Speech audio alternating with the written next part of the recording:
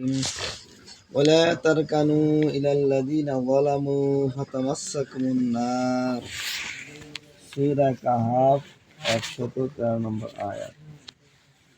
আল্লাহ পাক বলতেছেন, জালিমু কি তরফ আদনা মাইলান বি না রাখো। জালিম বলতে যারা গুনায় লিপ্ত হয়, যে কোনো ধরনের গুনাহ, তাদের দিকে আমাদের দিল যেন সামান্য মাইল না থাকে। कहीं ऐसा ना हो उनके साथ तुम्हें भी जहन्नम की आग लग जाए। এমন যেন না হয় ওই গুনাহগারদের সাথে, জালিমদের সাথে জাহান্নামের আগুন তোমার গায়েও লাগিয়া যাইবে। काजी बैजाबी रहमतुल्लाह अलैहि ने फरमाया कि शक्ल, सूरत, फैशन, रहन सहन के तरीकों में उनका इत्तिबा करना, ये सब उसी ममानुआत में दाखिल हुआ। আমাদের লেবাস, পোশাক, খানা পিনা, উঠা বসা, চাল চলন, এগুলি যদি ফাসেক ফুজ্জার কুফারের সাথে মিল হইয়া যায়, তখন আমরাও এই আয়াতের মিজদাক হইয়া তাদের সাথে জাহান্নামে থাকতে হবে। قال رسول الله صلى الله عليه وسلم من تشبه بقوم فهو منهم।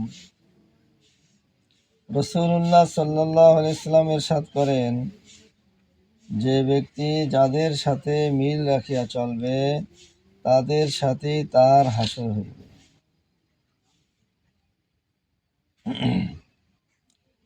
इमाम औज़ाई रहमतुल्लाह अलैहि ने फरमाया, अल्लाह ताला के नज़दीक कोई शख्स उस आलिम से ज़्यादा मकबूल नहीं जो अपनी दुनियावी मफाद की खातिर किसी जालिम से मिलने के लिए जाए। इमाम औज़ाई रहमतुल्लाह अलैहि बोलें, अल्लाह ताला निकटे ওই आलिम থেকে ज़्यादा मबगूस অর্থাৎ বেশি দুশ্মনী আর কার উপরে নাই, যে আলেম কি করে দুনিয়ার ফায়দা উঠাইতে যাইয়া জালেম গুনাহগার তাদের কাছে ঘোরাঘুরি করে। এই জন্য আমাদের খারাপ সোহবত থেকে দূরে থাকতে হবে। খারাপ সোহবতের কারণে আমরা যে ইলম কালাম শিখতেছি, আমরা যে আমলি কথাগুলো শুনতেছি, যখন আমরা খারাপ সোহবত উঠা বসা করি, এর আসর আমাদের থেকে চলে যায়। तफसीरे कुर्तुबी में इस आयत से मालूम हुआ, अहले कुफूर, अहले मासियात, अहले बिदात की सोहबत से इज्तनाब और परहेज वाजिब है। কাফিরের সোহবত, গুনাহগারদের সোহবত, বেদাত যারা করে তাদের সোহবত থেকে পरहेজ করিয়া চলা ওয়াজিব। এই জন্য আমরা ছোটবেলা থেকে একটু পरहेজ করিয়া চলবো। যে কোনো মজলিসে আমরা যাব না, বেদাত রসুমতের মজলিসে আমরা যাব না। আন সাউরি রাহমাহুল্লাহু তাআলা, মান সামিয়া মিন মুবতাদিঈন, যে ব্যক্তি কোনো নসিহত শুনলো বেদাত কারণওয়ালা থেকে, লাম ইয়ানফাহুল্লাহু তাআলা বিমা সামিয়া, সে যা শুনবে সেখান থেকে আল্লাহ তাআলা তাকে কোনো ফায়দা দিবে না। এজন্য আমরা সুন্নত তরিকার শায়েখ পাইছি, ওনার কথাগুলোকে ধরে রাখার চেষ্টা করব, বাড়িতে, ঘরে, সফরে, সর্বহালতে, এবং অন্য সোহবত থেকে আমরা আলাদা থাকব, যাতে ওনার সোহবতের আসর আমাদের কলবের ভিতরে আসে। কারণ আমরা যদি বাহিরের সোহবতে যাই, ওনার যে একটা মেহনত হইতেছে আমাদের উপরে, ওই মেহনতের ফসল নষ্ট হয়ে যায়। এই জন্য উনি তো লম্বা চূড়া কথা বলে না, সাদা সিধার উপরে কথা বলে। আর বর্তমানে তো সমাজ হলো সাদা সিধা কথা কেউ শুনতে চায় না, সবাই চায় সুর, রং ঢং, যুগের সাথে মিলাইয়া কথা বলতে পারলে। এই জন্য আমরা কোনো সুরের ওয়াজ শুনতে যাব না ইনশাআল্লাহ। এই ওয়াজ দ্বারা কি হয়, কলব নষ্ট হয়ে যায়। বাইরের কোনো মানুষের ওয়াজের টন আমরা নকল করব না। ওইগুলো নকল করলে আমাদের আখেরাত সম্পূর্ণই নষ্ট হয়ে যাবে। এই কথা হাদিসে পাকের মধ্যে আসছে।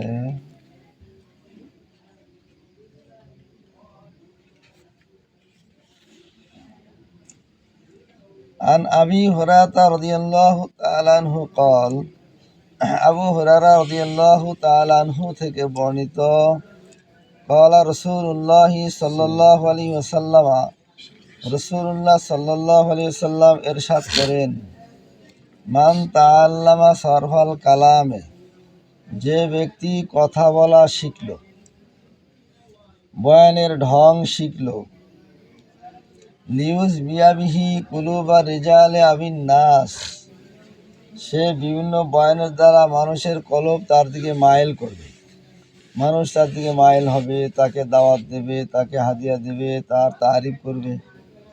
এই খেয়ালে সে বিভিন্ন টন, বিভিন্ন সুর এগুলো নকল করে, এগুলো সে শিখে। লাম ইয়াকবালিল্লাহু তাআলা ইয়াউমাল কিয়ামাতি সারফান ওয়ালা আদলান, আল্লাহ পাক এই ব্যক্তির ফরজ নফল কোনো ইবাদত কবুল করবে না কিয়ামতের দিন। এই জন্য সুর সার দিয়া যে ওয়াজ কালাম করে তাদের আখিরাত কিন্তু নষ্ট হয়ে গেছে, তাদের কোনো ইবাদত আল্লাহ পাকের দরবারে কবুল হবে না। এই জন্য আমরা ওই সমস্ত সুর সার দিয়া যে বয়ান হয় এগুলো আমরা নকল করব না, ওগুলো আমাদের অন্তরে যেন গাতিয়া না যায়। আকানা সুফিয়ান সাউরি রাহিমাহুল্লাহ তাআলা ইয়াকুল, সুফিয়ান সাউরি রাহমাতুল্লাহি আলাইহি বলেন, হাযা জামানুস সুকুত, এই জামানা হলো বেশি বেশি চুপ থাকার জামানা। অলুজুমুল বুয়ুত, যার যার আমলের জায়গা ঘর এগুলাকে লাজিম করিয়া ধরা, বিভিন্ন জায়গায় বেশি সফর না করা। আল কুনু বিল কুত ইলা আনতা মউত, অল্প খোরাকে রাজি খুশি হয়ে যাওয়া মৌত পর্যন্ত। অল্প টাকায় কিভাবে চলা যায়, সাধারণ খানায় কিভাবে থাকা যায়, সাধারণ ঘর দরজা, সাধারণ লেবাস পোশাক। কারণ রাসূলুল্লাহ সাল্লাল্লাহু আলাইহি ওয়াসাল্লাম ইরশাদ করেন, কুন ফিদ দুনিয়া কান্নাকা গারিবুন আও আবিরু সাবিল আউদ্দা নাফসাকা মিন আসহাবিল কুবুর, তোমরা দুনিয়াতে একজন মুসাফির ব্যক্তির মতো থাকো আর তোমাকে তুমি একজন কবরবাসী মনে করো। ওয়াকানা হাসানুল বসরি রাহিমাহুল্লাহু তাআলা ইয়াকুল, হাসান বসরি রাহমাতুল্লাহি আলাইহি থেকে বর্ণিত, তিনি বলেন, লান তাসালুল উলামা ফি কানফিল্লাহি তাআলা, সর্বদা ওলামা তলাবা আল্লাহ পাকের কুদরতি হাতের ছায়ার নিচে থাকবে। মা লাম ইয়ামিলু কুরাউহুম ইলা উমারাইন বিল মুহাব্বাতি, যতক্ষণ পর্যন্ত ওলামাদের দিল দুনিয়াদার আমির উমারার দিকে মাইল না হবে। তাহলে যতক্ষণ আমাদের দিল দুনিয়াওয়ালাদের দিকে মাইল না হইবে অতদিন আমরা আল্লাহ পাকের কুদরতি হাতের ছায়ার নিচে থাকব। ফাইদা মালু ইলাইহিম, যখন আমাদের দিল দুনিয়াওয়ালাদের দিকে মাইল হইয়া পড়বে, রাফা আল্লাহু তাআলা ইয়াদাহু আনহুম, আল্লাহ তাআলা তার কুদরতি হাতের ছায়া মাথার থেকে সরায় নিয়ে যাবে। যখন আল্লাহ পাকের কুদরতি হাতের ছায়া আমার মাথা থেকে সরে যাইবে ওয়াসাল্লাতা আলাইহিমুল জাবাবিরাতা, বিভিন্ন প্রকার জুলুম আমার উপর আসতে থাকবে। হাসামুহুম সুআল আযাবি, আযাবের কি মজা এটা আল্লাহ তাআলা আমাকে দেখায় দিবে। আকাযাফা ফি কুলুবিহিমুর রুবা, আর আমাদের মধ্যে কোনো রোগ থাকবে না, আমাদেরকে দেখলেও কোনো মানুষ ভয় পাইবে না, কাফির মুশরিক কোনো ডরাইবে না। قال মালিক বিন দিনার রাহিমাহুল্লাহু তাআলা ইয়াকুল, মালিক বিন দিনার রাদিয়াল্লাহু তাআলা আনহু বলেন, জাহাবাল মারুফ ইয়াবকি, যত ভালো কাজ, সুন্নত তরিকার আমল, এগুলো কানতে কানতে আমাদের সমাজ থেকে বিদায় নিয়ে গেছে। অজাল মুনকারু ইয়াজহাকু, আর রসুমাত বেদাত মুনকারাত এগুলো হাসতে হাসতে আমাদের ভিতরে চলে আসছে।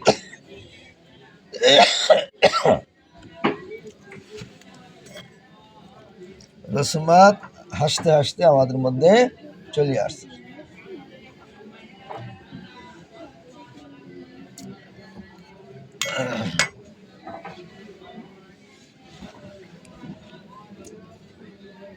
এই জন্য এই কথার উপর একজনে লেখেন, যাহাবার রিজাল মুক্তাদা বিফিআলিহিম আল মুনকিরুনা লিকুল্লি আমরি মুনকারি, আবাকিতু ফি খালফি উযাক্কি বাযুহুম বাযাল লিউদফা মাবিরুন আন মাবিরি। যাহাবার রিজাল আল মুক্তাদা বিফিআলিহিম, ওই সমস্ত মর্দে মুজাহিদ যাদের প্রত্যেকটা ফেল, প্রত্যেকটা আমল ইক্তেদা করার মতো যোগ্য ছিল, যাহাবা তারা চলিয়া গেছে দুনিয়া থেকে। আল মুনকিরুনা লিকুল্লি আমরি মুনকারি, প্রত্যেক मुनकार इनकार करने वाला, प्रत्येक बेदात रसूमात के उत्खात करने वाला, ताराও দুনিয়া থেকে চলে গেছে। বাকি তুহি খলফিন, আমরা কিছু লোক এখন এই দুনিয়াতে বাকি আছি। ইউজাক্কি বাযহুম, একে অপরকে নসিহত করতেছি, তাসকিয়া করতেছি। ইউজাক্কি বাযহুম বাযান, একে অপরকে আমরা নসিহত করতেছি। লিউদফা মাবিরুন আন মাবিরি, যেমন নাকি একজন রোগী আর এক রোগীর সেবা শুশ্রূষা করা। আমার মাথা বিষ করতেছে, একজন আমার মাথার একটু তৈল লাগাই দিতে আছে। আবার আর একজনের জ্বর উঠছে, আমি আবার তার গায়ে মাথায় একটু পানি ঢেলে দিতে আছি। উভয় রোগী, এক রোগী আর এক রোগীর সেবা শুশ্রূষা করিয়া সুস্থ হওয়ার জন্য চেষ্টা করতেছে। আমরাও কেউই মোকাম্মেল না, এক একজনের এক এক দিকে নাকেসিয়াত রয়ে গেছে, আমলের দুর্বলতা রয়ে গেছে। এরপরও একে অপরকে নসিহত করিয়া আমরা দিনের উপরে উঠতে হইবে।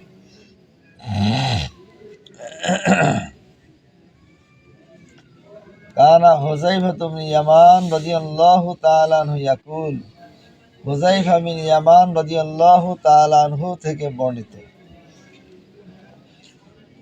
আমাদের আমলের নকশা হবে সাহাবায়ে কেরাম। আল্লাহ পাক সূরা বাকারার 13 নম্বর আয়াতে বলছেন, আমিনু কামা আমানান নাসু, তোমরা এরকম ভাবে ঈমান আনো যেরকম ভাবে সাহাবীরা ঈমান আনছে। তোমাদের আমল, আকীদা, বিশ্বাস এরকম হওয়া চাই যেরকম সাহাবীদের ছিল। এই আয়াতের তাফসীরে লেখে, আমাদের ঈমান আমলের কাঠামো যদি সাহাবীদের সাথে না মিলে, শরীয়তের ভাষায় আমরা ঈমানদার না। মানুষ যদিও আমাকে মুফতি সাহেব বলবে, আর একজনকে মুহাদ্দিস সাহেব বলবে, আর একজন কারি সাহেব বলবে, কিন্তু আমল যদি সাহাবীদের নকশার উপরে না হয়, আমরা ঈমানদার না। এখন এই আয়াতের তফসিরে কাবির ভিতরে লেখেন, আই ঈমানান মাকরুনান বিল ইখলাস বাঈদান আনিন নিফাক, কামা আমানা রাসূলুল্লাহ সাল্লাল্লাহু আলাইহি ওয়াসাল্লাম আমান মাহ। সাহাবীদের ঈমান ছিল ইখলাসওয়ালা ঈমান, তাদের অন্তরে নেফাক ছিল না। এই ঈমান ছিল রাসূলুল্লাহ সাল্লাল্লাহু আলাইহি ওয়াসাল্লামের এবং তার সাহাবীগণের। কোরআনে সাহাবীদের মতো ঈমান আনছে, আর সাহাবীদের ঈমান হলো ইখলাসওয়ালা ঈমান। ঈমানের ইখলাস সম্পর্কে হাদিসে আসছে, মান ক্বালা লা ইলাহা ইল্লাল্লাহু মুখলিসান দাখালাল জান্নাহ। যে ব্যক্তি ইখলাসের সহিত লা ইলাহা ইল্লাল্লাহ পাঠ করবে সে জান্নাতি হবে। সাহাবায়ে কেরাম জিজ্ঞাসা করলেন, ওমা ইখলাসুহা ইয়া রাসূলুল্লাহ, ইখলাস কাকে বলে? ক্বালা রাসূলুল্লাহ সাল্লাল্লাহু আলাইহি ওয়াসাল্লাম আন তাহজুজাহু আন মাহারিমিল্লাহ। নবীজি বললেন, প্রত্যেকটি হারাম কাজ থেকে বাঁচিয়া থাকার নাম হইল ইখলাস। আমরা অনেকে বালেগ হয়েছি, বাড়ি ঘরে আমাদের চাচাতো বোন, মামাতো বোন, খালাতো বোন, ফুফাতো বোন, আপন চাচি, আপন মামি, আপন শালি, আপন বাবি, আপন বেআইন, ধর্ম মা, ধর্ম বোন, এই সমস্ত মহিলারা আমাদের নিকটবর্তী, তারা আমাদের আপন জন। কিন্তু আমরা যেহেতু বালেগ হয়েছি, আমরা তাদের সাথে দেখা সাক্ষাৎ করা যাবে না। ফরজকে যদি কোনো মানুষ কি করে ছাড়িয়া দেয়, শরীয়তে তাকে ফাসিক বলে। এই ব্যক্তি ইমামতি করলে নামাজ মাকরুহ তাহরিম হইয়া যায়। এই ব্যক্তি আজান দিলে তার আজানকে আবার দোহরাইতে হয়, তার আজান শরীয়তে গ্রহণযোগ্য না। এই জন্য পর্দার মাসাইলগুলো খুব লক্ষ্য করবো। আমরা 100% পর্দাকে মানার চেষ্টা করব। এখন সাহাবীদের মত হইতে গেছে, আমলের ব্যাপারে সাহাবীদের ফিকির কি ছিল? হুযায়ফা রাদিয়াল্লাহু তাআলা আনহু বলেন যে, আমি একদিন দাখালতু আলা ওমর বিন খাত্তাব রাদিয়াল্লাহু তাআলা আনহু, ওমর বিন খাত্তাব রাদিয়াল্লাহু তাআলা আনহুর ঘরে প্রবেশ করলাম। ফারাআইতুহু মাহমুমান হাজিনান, আমি ঘরে যা দেখলাম তিনি খুব পেরেশান, অস্থির অবস্থায় আছেন। ফাকুলতু মা ইউহিম্মুকা ইয়া আমিরাল মুমিনিন। হুযায়ফা রাদিয়াল্লাহু তাআলা আনহু বলেন, আমি জিজ্ঞাসা করলাম, যা আমিরুল মুমিনিন, কোন জিনিস আপনাকে পেরেশান বানায় দিল? ফাকাল আখাফু আন আকা ফি মুনকারিন ফালা ইয়ানহানি আহাদুম মিনকুম তাযীমান লি। ওমর রাদিয়াল্লাহু তাআলা আনহু বললেন, আমি ভয় করতেছি আমি কোনো মুনকারাত, কোনো বেদাত, কোনো রসুমতে লিপ্ত হইয়া যাব, আর তোমরা আমার সম্মানের দিকে লক্ষ্য করিয়া আমাকে কেউ আর বাধা দিবে না, তাই তো আমি ধ্বংস হইয়া যাব। এই ভয়ে আমি পেরেশান হয়ে গেছি। এই কথা শোনার পর হুযায়ফা রাদিয়াল্লাহু তাআলা আনহু বললেন, ফাকালা হুযায়ফা ওয়াল্লাহি লাউ রাআইনাকা খারাজতা কানিল হাক্কি লানাহাইনাকা ফাইন লাম তানতাহি যারবানাকা বিসাইফ। হুযায়ফা রাদিয়াল্লাহু তাআলা আনহু বললেন, লাউ রাআইনাকা খারাজতা কানিল হাক্কি, আমি যদি দেখি আপনি হক থেকে একটু পিছে হটিয়া গেছেন, লানাহাইনাকা, অবশ্যই আমি আপনাকে নিষেধ করব। ফাইন লাম তানতাহি, নিষেধ করার পরে যদি আপনি না শুনেন, যারাবনাকা বিসাইফ, এই তলোয়ার দ্বারা আঘাত করব। জনগণ খলিফাতুল মুসলিমকে বলতেছেন। এখন এই কথা শোনার পর খলিফাতুল মুসলিমের অবস্থা কি হলো? ফারাহা ওমর, রাবি বলতেছেন যে ওমর রাদিয়াল্লাহু তাআলা আনহু যখন শুনলেন হুযায়ফা রাদিয়াল্লাহু তাআলা আনহু থেকে যে আমি যদি হক থেকে সরিয়ে যাই সে নিষেধ করবে, না মানলে তলোয়ার দ্বারা আঘাত করবে, ফারাহা ওমর, ওমর হাসিয়া দিলেন, তার পেরেশানি দূর হয়ে গেল যে না, তাহলে আমাকে ধরার মতো সাথী এখনো জীবিত আছে। তিনি খুশি হয়ে দোয়া করতেছিলেন, قال الحمد لله الذي جعلني أصحابا يقومني إذا اعوججت। সমস্ত তারিফ ওই আল্লাহ তাআলার জন্য, যিনি এমন কিছু সাথী তৈরি করে দিয়েছেন, আমার আমল যদি বাঁকা হয়ে যায় আমাকে তলোয়ার দ্বারা ফিরাইয়া সিধা করে আলে। এতে বোঝা গেল আমাদেরও কিছু সঙ্গী সাথী এইভাবে বানাইতে হবে।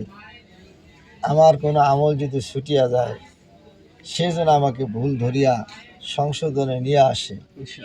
আবার আমার ভুল যদি কেউ ধরে আমি আবার ধরার পরে খুব খুশি এজাহার করতে হইবে। এইটাই সাহাবাওয়ালা আমল। এই সাহাবিদের যেরকম নিজের উপর নিজের ভয় ছিল, না জানি আমি নষ্ট হয়ে যাই, এই ভয় তাদের মধ্যে পেরেশান ছিল। আমাদের মধ্যে একটা ভয় থাকতে হইবে। সাহাবীরা যেরকম কোনো সাথী তার ভুলকে ধরায় দিলে খুশি হয়ে যেত, আমার ভুলও যদি কোনো ভাই ধরায় দেয় আমারও খুশি হয়ে যেত। এইভাবে আমরা মেহনত করলে অল্প দিনে অল্প হায়াতে আমরা আল্লাহ পাকের নৈকট্য হাসিল করতে পারব। আলহামদুলিল্লাহ। দাও ওকে কিছু মুড়ি খাও। ঠিক আছে, এই 5 মিনিট প্লেটটা হাতে দিয়ে দিলাম, শূন্য দাদা হইলো আর কি। এতগুলা দিনের মেহমান আসলো, এত খুব আশ্চর্য। আমার তো আগে খবর দিতা। নাম কি এটা? হেদায়েতুল ইবাদ। এখানে ষড়যন্ত্র করা হয়। হেদায়েতুল ইবাদ সঙ্গে বসে।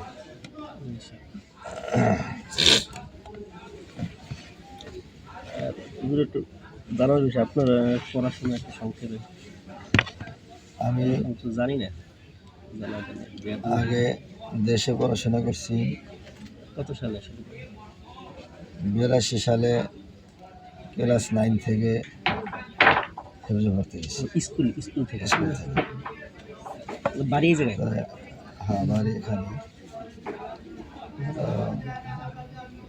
দেশে 3 বছর মতো ছিলাম হেফজোখানায়। তাতে পড়াশোনা তেমন সুবিধা, চান্দা মান্দা দেশের অবস্থা ওই সময় তো আরো বেশি ছিল। তো পরে আব্বা চট্টগ্রাম থাকতো। এই চট্টগ্রাম পটিয়ার মহতামিম সাহেব ছিলেন হাজি ইউনুস শাহ হুজুর রহমতুল্লাহ আলাইহি। ওনার বাড়ির কাছে একটা মাদ্রাসা আছে ইসাপুর, মেখুল মাদ্রাসার পাশাপাশি। ওইখানে হেফজে পড়ছি। এরপরে মেখুল মাদ্রাসা থেকে উর্দুখানা থেকে জমি পর্যন্ত, হাটাদারি মাদ্রাসা আবার সরবেকার থেকে ইফতা পর্যন্ত। ওইখান থেকে 2001-এ দেশে আসছি। আয়া মাঝখানে এক মির্দা বাড়ি আছে, ওই বাড়ির মসজিদের একটা মক্তব আছে, ওই মক্তব পড়াইছি। হুজুর কথা ছিল দেশে মক্তব করবা। মক্তব 6টা মক্তব হয়েছে। এরপর 9 মাস পর হুজুররা হাটের মাসার মুফতি নূর আহমদ শাহ হুজুর রহমতুল্লাহ আলাইহি, মেখুল মাদ্রাসার হাফেজ আজিজ আহমদ সাহেব রহমতুল্লাহ আলাইহি, তাদের সাথে আরও 10 জন রামাকরাম দেখার জন্য আসলেন। তো দেখার পরে হুজুর বললেন যে এখন মাদ্রাসার এলান করো।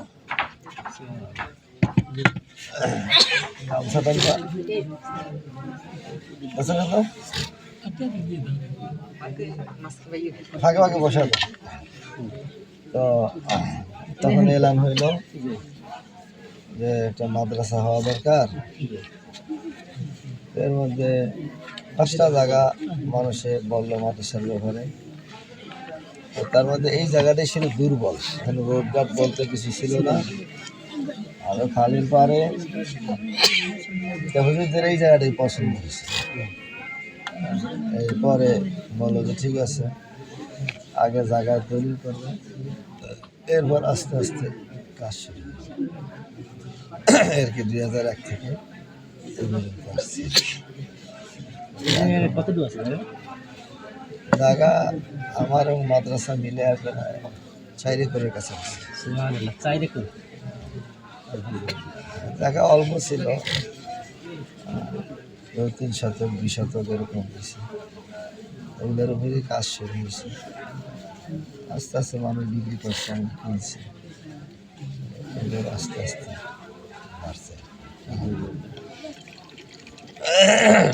আপনি তো আর ওই ফজলুল্লাহ রহমতুল্লাহ পান নাই। না, আমরা হুজুরকে পাই নাই। আমরা হুজুরের যারা সভাধিপ্তা ছিল, যেমন হাফেজ আজি আহমদ সাহেব রহমতুল্লাহ আলাই দখলের, মুফতিউর রহমান সাহেব রহমতুল্লাহ আলাই হাফেজুল মাদ্রাসার, আহমদুল্লাহ সাহেব রহমতুল্লাহ আলাই হাফেজুল মাদ্রাসার, শাইখুল হাদিস আব্দুল্লাহ ইসলাম রহমতুল্লাহ আলাই হাফেজুল মাদ্রাসা, ওনাদের সাথে আর কি যেতে এটা অবশ্য বিসমিল্লাহ রহমান হ্যাঁ নেন নেন আপনারা নেন। হুজুরের জীবনী এই সপ্তাহে ঢাকা থেকে কিনে আনছে, এখানে আমাদের মোটালা হয় না, এটা আমাদের মোটা একটা কিতাব আয়াতে ফজলুল্লাহ, হ্যাঁ মুফতি হবে ইনশাআল্লাহ। আর হলো মুফতি আব্দুল সালাম তারজামি সাহেবের জীবনীটাও আনা হয়েছে। একটু পানি দিও, সাথে সাথে পানি। এখন কি এই জায়গায় দাঁড়া পর্যন্ত? জি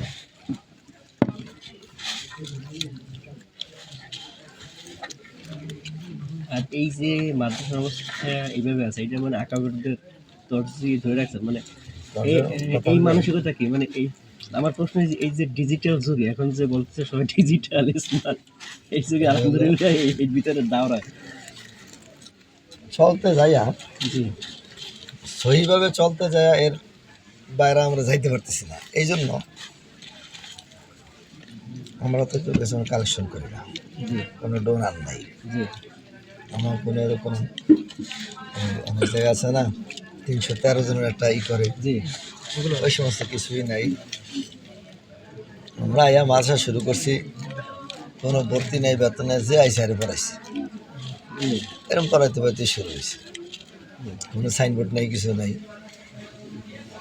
তাই মনে করেন এখন বর্তমানে মানুষের মেজাজ হইল তাদেরকে দাওয়াত করতে হবে, জি খুব মোটা অঙ্কের খাই খাওয়ান দিতে হবে, তাদের প্রশংসা করতে হবে, তখন তারা মাদ্রাসার দান সদকা করবে। এগুলা প্রত্যেকটাই হাদিস শরীফে নিষিদ্ধ। ফাসেকে তারিফ করলে আল্লাহ পাকের আরশ কাঁপতে থাকে, আল্লাহ ভয়াবহ অবস্থা। নাহা রাসূলুল্লাহ সাল্লাল্লাহু আলাইহি ওয়াসাল্লাম আন ইজাবাতি তাআমিল ফাসিকিন, জি এমনকি ফাসেকের দাওয়াত খাওয়াটা পর্যন্ত নবীজি নিষেধ করে গেছে। রাসূলুল্লাহ সাল্লাল্লাহু আলাইহি ওয়াসাল্লাম দোয়া করতেন, আল্লাহুম্মা লা তাজআলনি ফাজিরান আলাইয়া ইয়াদাক, আল্লাহ ফাসেক ফুজ্জারের কোনো হাদিয়াত হওয়ার জন্য আমার কাছে না আসে। কারণ যাদের তবিয়াত ভালো তাদেরকে যদি কেউ কোনো এহসান করে তখন তার দিয়ে মাইল হয়ে যায়। এই জন্য আল্লাহর কাছে দোয়া করতে। এখন বিভিন্ন জিনিস বাঁচতে বাঁচতে তখন আর লোক পাওয়া যায় না, জি কেউ তারিফও করতে পারি না, জি আবার বেদাতও করতে পারি না, এই জন্য গুলো মিলতে পারি না। এই জন্য আমরা আমাদের হালতের উপরে আছি আর কি। মাশাআল্লাহ। এই হিসাবে এই যেমন মাহফিল হবে আগামী ফেব্রুয়ারি মাসের শাবান মাসের 6, 7, 8 মাহফিলে শুধু এলান হবে, কেউ পারলে শরিক হইন, কথা এতটুকুই। শরিক হইন পেয়ে কেউর কাছে মোবাইলও করতে নাই, কেউর কাছে যাইতেও নেই। জি মসজিদে মসজিদে এলান হইবে, এর ভিতরে যারা শুনতে আসে 3 দিন থাকবে, 3 দিন তাদের কিছু কোরআন শরীফ মস্ক হইবে, সূরা কেরাত, কিছু মাসলা মাসালা আলোচনা হইবে, কিছু বয়ান হইবে, বিভিন্ন গুনাহ সম্পর্কে কী কী গুনাহ আমাদের দেশে চলে, এই সমস্ত মজাকার হইবে। আইসে সরকারি লোকজন এটা দেবে এটা দেবে, কী দেওয়া লাগবে, ছবি দেওয়া লাগবে, ছবি দিতে পারবে না। আর ছবি না দিলে আর হারা দিতে পারবে। আইসে কুয়েতি সংস্থা আর 4 তলা ভবন করিয়া দেবে, এসে ছবি দিতে হবে, ছবি দিয়ে এগুলো আমাদের প্রয়োজন নেই। ছবিটা অকাট্য দলিল দ্বারা এটা হারাম। এগুলা যে কাজে অনুমতি দিছে ফোকায়ে কেরাম, সেই জরুরত এইটা না। মাদ্রাসার ঘর তৈরি করা মোস্তাহাব লাগছে, তাই মোস্তাহাবের জন্য কবিরা গুনাহে লিপ্ত হওয়া ইয়া কোনো কিতাবে নাই, এসব জায়গায় নিষিদ্ধ। ফরজ হজের জন্য ছবি তোলা জায়েজ, নফল হজ ছবি তুলিয়া জায়েজ নাই। এখন তো সবাই দলে দলে যাইতেছে।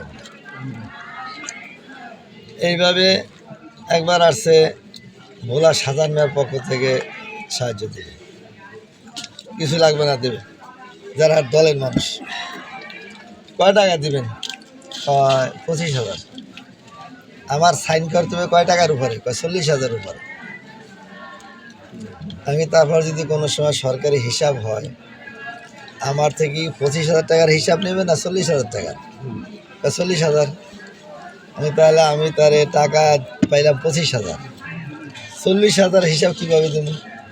একটু ভাউচার লাগতে হইবে। আমি তো এটা আর এক মাদ্রাসা দিলে ভালো হইবে, আমরা এটা বুঝতে না। আর এক লোক আইসে মাদ্রাসা করে দিব, আমার মার নামে হবে। আগে না, যদি আল্লাহর জন্য দেন দিতে পারেন, না হয় থাক।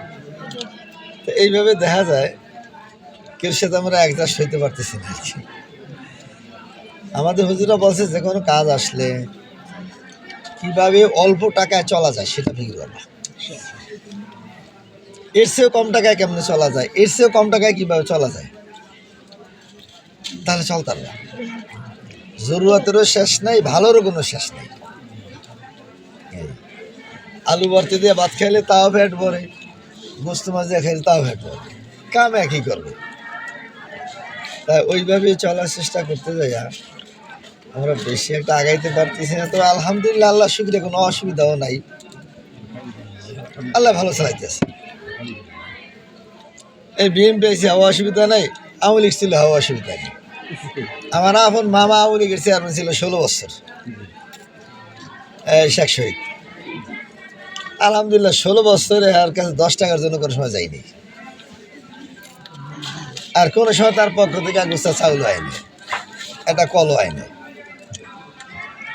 তো এইরকম আমরা চলছে। এই জন্য ওই দেশের পরিবর্তনেও আমাদের কোনো পরিবর্তন নাই, আর উন্নত হলে আমাদের কোনো উন্নতি নেই। আমরা এক ধাপে আছি, কেলে কোনো আদায় তুই নেই, দুশ্মনীও নাই। মানুষ মারলে যাই, জানাজা করি আই, কবর করতে না পারলে কবর করি, গোসল দেওয়ার লোক না গোসল দেই, কিন্তু জিয়াবত খেতে পারি না, ওইটার মধ্যে শরীর হই না। এইভাবে আর কি একটু বাঁচিয়ে চলতে যাইয়া দেখলাম যে এইভাবে চলাটাই সবচেয়ে আরাম। ঘরের দরজাও নেই, দরজা লাগানোর চিন্তাও নেই। দরজা থাকলেই টেনশন, তখন আবার দরজা না আটকেলে ঘুম ধরে।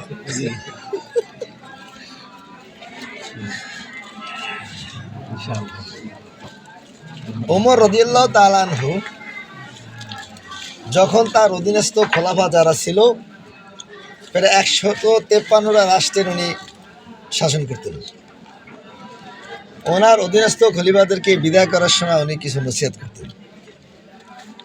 তার মধ্যে 1 নম্বর নসিহত ছিল, ওয়ালা তারকিবু বিরজুনান, তুর্কি ঘোড়ায় সাওয়ার হইবা না। তুর্কি ঘোড়া ছিল ওই যুগের জন্য খুব উন্নত মানের সাওয়ারি, আমাদের দেশে হেলিকপ্টার। তাহলে তোমরা যারা খলিফাতুল মুসলিমিন, উন্নত কোনো সাওয়ারিতে সাওয়ার হবা না। এই উন্নত সাওয়ারি হইতে যাইয়া কত ক্ষতি দেখবেন। শেখ হাসিনা আসবে বরিশাল, তো সেখানের কর্মকর্তারা কি করে, বরিশাল বিভাগের যতটা ডিস্ট্রিক্ট আছে অতজন ডিসিকে তারা ডাকে, ডাইকা পরামর্শ করে যে এরকম আমাদের ম্যাডাম তো আসতেছে, তো এখানে আমরা বাজেট করছি, এখানে কমপক্ষে 1 কোটি টাকা খরচা আছে, আপনারা 5 জন ডিসিটা ভাগ করিয়ে নেন। তারা 20 লাখ করে ভাগ করে লিয়ে গেছে। তো ডিসি সবাই আবার তার অধীনে যত ওসি আছে এদেরকে নিয়ে বসছে, যে এখন ম্যাডাম আসতেছে বরিশাল বিভাগে, তো আমাদের ভোলা ডিস্ট্রিক্টে 20 লাখ টাকা ভাগে পড়ছে। এখন তার অধীনে আবার 5 জন 7 জন যারা ওসি আছে, আর আবার সেটারে 5 লাখ করে ভাগ করে নিয়ে গেছে। ওসি সাহেব আবার তার অধীনস্থ যারা এসআই আছে এদেরকে নিয়ে বসছে, যে এখন তো ম্যাডাম আসতেছে, 5 লাখ করে টাকা দিতে হবে আমাদের থানা থেকে, তাহলে তোমরা কয়জন আছে? স্যার আমরা 20 জন আছি এসআই, তাই 20 জনে তোমরা ই করো, 5 লাখ টাকার ভাগ করে নিয়ে যাও। এসআই আবার তাদের অধীনে 25 জন 20 জন পুলিশ আছে। এরা আবার এদেরকে নিয়ে পড়ছে যে ম্যাডাম আসতেছে, এখন অর্ডার হয়েছে যে 5 লাখ টাকা আমাদের থানায় ভাগে পড়ছে, তাতে আমাদের প্রায় মনে করো 50,000 টাকা দিতে হবে আমার এক একজন এসআইর। তোমরা আমার অধীনে যারা পুলিশ আছো আজকে থেকে মেহনত শুরু করো, এই 1 সপ্তাহের ভিতর টাকাটা উঠাইতে হবে।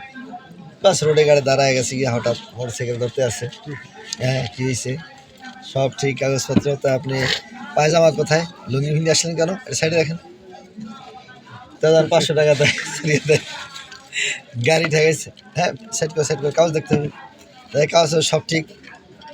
এই গাড়ির চাক্কা তো এটা 2 নম্বর চাক্কা দেখা যেতেছে, এই চাক্কা তো এই গাড়ির না, সাইড করো, ঠিক আছে বারকিয়া দেয়। এইভাবে করিয়া এই জুলুমটা সারা দেশ আসতেছে। সে আসবে গালিচা বিষাইতে হবে, এই করতে হবে সেই করতে হবে, যা করতে সব জমার টাকা। এই জন্য বলছেন যে লা তারকিবু বিরজুন আনতো না, ওমদা গোড়ায় সাওয়ার হবে না, অর্থাৎ উন্নত মানের সাওয়ারিতে সাওয়ার হবে না। এরপরে বলতেছেন অলা তালবিসু রাকি কান, পাতলা কাপড় পরিধান করবা না। এরপরে বলতেছেন ওলা তাকুল নাকিয়ান, উন্নত মানের খানা তোমরা খাইবা না, ময়দার রুটি খাবা না, জবের রুটি খাবা, যেগুলা মোটা স্বাদ কম। এখনও মদিনাবাসীরা জবের রুটিকে ধরিয়া রাখছে আলহামদুলিল্লাহ, কুটিপতি লাখপতি তারাও সেই জবের রুটি খায়। এরপর বলছেন যে অলা তাগলিকু আবওয়াবাকুম, তোমরা তোমাদের ঘরের দরজা আটকায় ঘুমাইও না। দিনে রাত্রে যে কোনো সময় জনগণ সে সুখ দুঃখ যা সরাসরি বলতে পারে যে খলিফাতুল মুসলিম আমারই সমস্যা, এই জন্য ঘরের দরজা আটকায়া ঘুমাবা না। এই 4টা নসিহত করার পর সুম্মা ইউসাইয়ুহুম, বিদায় করতেন আর বলতেন ফাইন, হ্যাঁ তোমরা যদি একটা নসিহতকে অমান্য করো হাল্লাত বিকুমুল উকুবাত, তোমরা শাস্তির উপযুক্ত, দুনিয়াতেও শাস্তি পাবা আখিরাতেও শাস্তি হবে। যেই সাইডটা নিষেধ করছে এগুলো হলো ওলামাদের শান। ওলামাদের শান হলো ভালো গাড়িতে চড়া, ওলামাদের শান হলো পাতলা জামা গায়ে দেওয়া, ওলামাদের শান হলো 20 আইটেমের তরকারি দিয়ে খানা খাওয়া। দিন ধর্ম থাকবে কীভাবে? এই হলো আমাদের অবস্থা। কিতাবের কথা কিতাবে রয়ে গেছে, আমরা নতুন নতুন আমলের দিকে মাইল হয়ে পড়ছি। সুবহানাল্লাহ। অনেক সিয়াসত নিয়ে, সিয়াসত যারা ইসলামী সিয়াসত বলে, আমরা তো আমাদের শায়খে এটা নাই, যারা ইসলামী সিয়াসত বলে। ইসলামী সিয়াসত আমাদের দেশে কোনো আলেম করে না।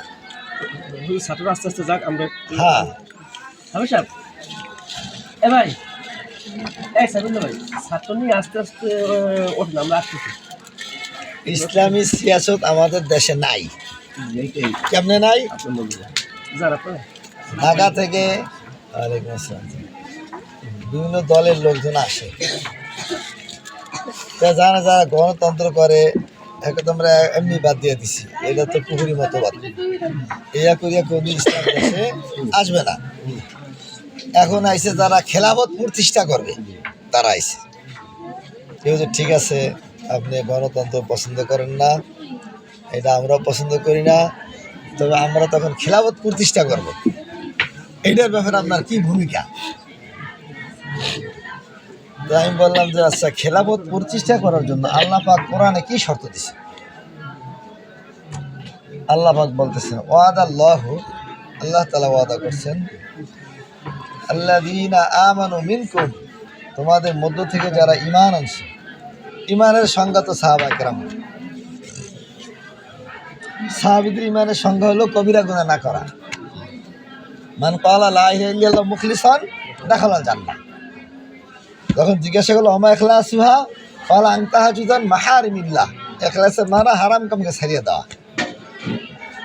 তাহলে আল্লাহ পাক প্রথম শর্ত রয়েছে ঈমান, তোমাদের মধ্য থেকে যারা ঈমান আছে, ঈমানের সংজ্ঞার মধ্যে আছে হারাম কাজকে ছাড়িয়ে দেওয়া। আচ্ছা, আপনাদের দলের ভিতরে এই যে ছবি দেখে না এরকম ব্যক্তি কি আছে? ছবি তোলাও কবিরা গুনাহ, দেখাও কবিরা গুনাহ। ছবি দেখে আচ্ছা, গেল এইটা। আরও বহুত হারাম আছে বলতেছিলেন। দ্বিতীয় শর্ত হলো ওয়াদাল্লাহুল্লাযীনা আমানু মিনকুম ওয়া আমিলুস সালিহাত, যারা আমলে সালে করবে। আমলে সলে বলে যার আমলের মধ্যে বেদাতের কোনো ঘেরান থাকতে পারবে না, এটা হলো আমলে সলে, সব সুন্নতের মাফে আমল হবে। এমন একজন আপনাদের লোক দেখান যাদের প্রত্যেকটা আমল সুন্নতের মাপ মতো করে। এই দুই শর্ত পাইলে আল্লাহ পাক বলছেন লায়াস্তাখলিফান্নাকুম ফিল আরদি, অবশ্যই তোমাদেরকে এই জমিনের উপরে খিলাফত দান করব, আল্লাহর ওয়াদা। আর এই ওয়াদা অনুযায়ী রসুলের যখন মোকাম্মেল হয়ে গেছে তারে খলিফা বানাই দিচ্ছে। রসুলের সাহাবিরা যখন মোকাম্মেল হয়ে গেছে সাহাবিদেরকে খলিফা বানাইতে 153 রাষ্ট্র খলিফা বানাই দিচ্ছে। আবার যখন তাদের ভিতরে দুই জিনিস হ্রাস পাওয়া গেল, খালেস ইমান এবং খালেস আমল থেকে যখন তারা একটু পিছলে গেল, খেলাফত আল্লাহ তাআলা নিয়ে গেছে। তাহলে এই দুই জিনিসের উপরে খেলাফত আসবে, আল্লাহ তাআলা দিবেন। আমরা এই দুই জিনিস বাস্তবায়ন করার জন্য প্ল্যান করে গেছি। তাহলে খেলাফতের কাজই আমরা করতেছি। কিভাবে খেলাফত তাড়াতাড়ি আসে, আপনারা এই মেহনত করেন।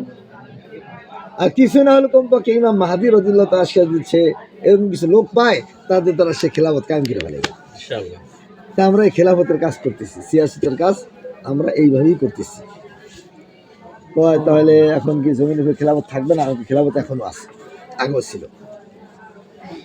তাহলে আপনি বলেন যে রাসূলুল্লাহ সাল্লাল্লাহু আলাইহি ওয়াসাল্লামের অর্থ নাই, তার পক্ষে কোনো জনগণ নাই, অস্ত্র নাই, আরবের বাদশাহ উহিন নবী সেই দেশ বলে মস্কো, সেই দেশে তিনি খেলাফত কায়েম করলেন কীভাবে? খেলাফত কায়েম করার সিস্টেম কি? আল্লাহ পাকের হুকুম আসতে রয়েছে, রাসূলুল্লাহ মানতে রয়েছে। আবার রসুল্লাহকে যিনি মানছে তারা আবার কোনো কাফের মুশরিকের কথা মানে না, রসুল যা বলছে এটাই তার ইস্তেকামত হয়ে গেছে। তাহলে এখন একজন খেলাফত কায়েম করতে চায়, সে দুই জিনিস ভিতরে আনুক, খালেস ইমান আর আমলে সলে। আর তারা যারা মানিয়ে নেবে তারাও হুজুরে যা বলছে এটা আমরা অন্য বসে বুঝি। তারা ঝগড়া বাজছে, সে হুজুরকে জানাইবে, হুজুর একজন লোক পাঠায় দেবে, ফয়সালা করে দেবে, তারা মানিয়ে নেবে। তাহলে খেলাফত কায়েম হয়ে গেছে। প্রত্যেক আম্বিয়া কেরাম কে আল্লাহ পাক এই দুনিয়াতে খলিফাতুল মুসলিম হিসেবে পাঠায়। তারা আল্লাহর পক্ষ থেকে সবাই খলিফাতুল মুসলিম। এখন বলতে পারেন যে অনেকের তো উম্মাত ছিল না, তার খেলাফত কোথায়? তার খেলাফত 3.5 হাত বডির উপরে। আপনারা আমার খেলাফত কায়েম হয় প্রথম 3.5 হাত বডির উপরে। রসুল্লাহর খেলাফত প্রথম কায়েম হচ্ছে নিজের শৈলে, আল্লাহ পাক যখন যেটা বলছে নিজে মানতে রয়েছে। তাহলে এইভাবে সবাই খলিফাতুল মুসলিম হইতে পারে, যার যার এলাকায় একই যুগে একের অধিক নবী ছিল, যার যার স্থানে শেষে খেলাফত কায়েম করছে। আমার স্থানে আমি, আপনার স্থানে আপনি কায়েম করেন, যদি ওই দুই শর্ত থাকে। এরপর আপনাকে যারা মানবে তাদের মধ্যে খেলাফত আসলে দিয়া মনে করেন সবাই বিশ্বাস, সে যদি চায় যে দুইটা শর্ত মানিয়ে নিন, কবিরা গুনাহ সরিয়ে দিন, আমলে সলে করবেন, সে খলিফাতুল মুসলিম। তারা 1 লাখ মানুষে মানে, 1 লক্ষ মানুষ তারে ফলো করবে। তাদের একটা জমি নিয়ে ঝগড়া বাজছে, তারা কোর্ট কাছে যাবে না, হুজুরে জানে হুজুর এই অবস্থা, হুজুর একটা লোক পাঠায় দেবে, সে কাগজ করে ফয়সালা দিয়ে দেবে, বানিয়ে দিচ্ছে, টাকা পয়সা নেবে না। মানুষ দেখবে কিরে এদের লাইনই তো ভালো লাগে, তাহলে আমাকে বিশ্বাস হয় না, তো তা লাগে না, ঘুষ লাগে না, কিছু লাগে না। এইভাবে আপনারা করেন, হুজুর আসলে যেইভাবে বলছেন এইভাবে তো কোথায় হইতেছে, তো এইভাবে আপনি চেষ্টা করেন। আর কিছু না হইলে ফেরকাকুল্লাহা, সমস্ত ফেরকা থেকে আলাদা হয়ে যাও। কোনো দলে বলে নাই, আমরা আছি সুন্নতের দলে, বাস। এইটা একটা এই ফেতনার যুগের বোখারির ভিতরে আছে, মুসলিমের মধ্যেও আছে, যে এইটা একটা আমল। যখন ফেতনা আসাদ হবে, তিলকাল ফেরকাকুল্লাহা, সমস্ত ফেরকা থেকে তোমরা আলাদা থাকো, কোনো ফেরকার সাথে দলে মতে একাত্র হয়ে না, আল্লাহর হুকুম আর রাসূলের তরিকার একাত্র হয়ে যায়। বলো আনতা বুদ্ধ আসলে সাজারাতিন, যদিও একটা গাছের শিকড় ধরিয়া থাকতে হয়, আজরাইল আসিয়া যেন আন্তুদ্রিকাল মাউত, মৌত আসিয়া যেন তোমাকে গাছের শিকড়ের কাছে পায়। তো আলহামদুলিল্লাহ আমার কথাই হইল, দোয়া করবেন। না জি ইনশাআল্লাহ। আমাদের আর একটা প্রশ্ন, আমাদের ওই যে তোফাজ্জল সাইকোলজিস্ট